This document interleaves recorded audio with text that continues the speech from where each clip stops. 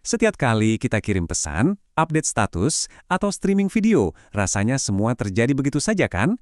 Tapi sebenarnya, di balik layar itu ada sebuah koneksi tak terlihat yang bekerja super keras.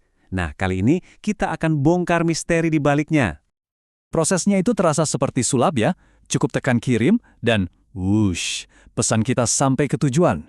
Tapi sebetulnya, ini adalah sebuah perjalanan teknologi yang luar biasa loh, dan semuanya itu dimulai dengan semacam jabatan tangan rahasia antara ponsel kita dengan jaringan global. Oke, supaya kita bisa ngerti perjalanannya, kita harus kenalan dulu nih sama 3 aktor utamanya. Pertama, tentu saja perangkat kita sendiri.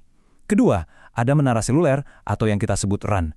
Dan yang ketiga, otak dari semua ini, yaitu jaringan inti.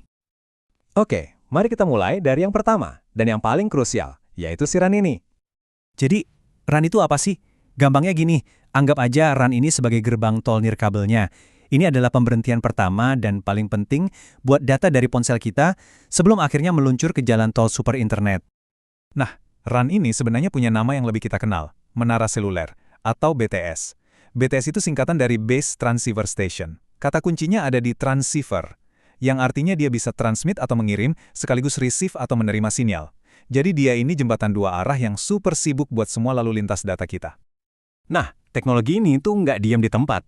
Evolusinya luar biasa cepat, dan saya yakin kita semua udah ngerasain sendiri perubahannya dari masa ke masa.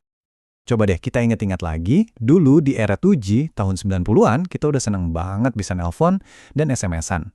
Lalu masuk era 3G, awal mulai internet di ponsel, tiba-tiba kita bisa video call.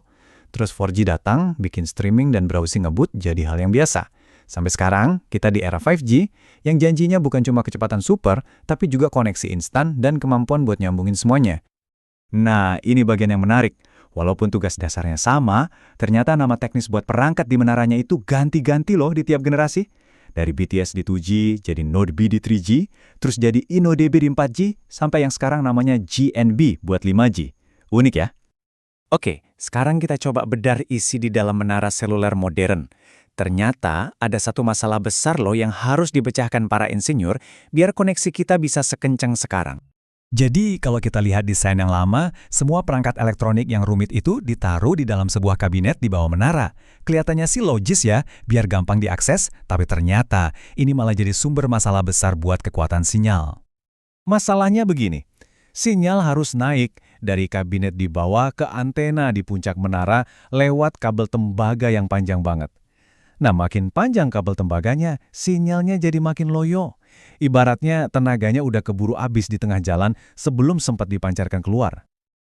Terus gimana solusinya? Simple, tapi benar-benar brilian. Komponen radionya dipindahin ke atas, ditaruh persis di sebelah antena. Jadi, perjalanan sinyal lewat kabel tembaga jadi pendek banget. Sebagai gantinya, koneksi dari bawah ke atas pakai kabel fiber optik yang jauh lebih efisien. Nah, pemisahan ini melahirkan dua komponen utama. Yang tetap di bawah, yang jadi otaknya, itu namanya BBU atau Baseband Unit. Dia yang ngurusin semua pemrosesan sinyal yang rumit.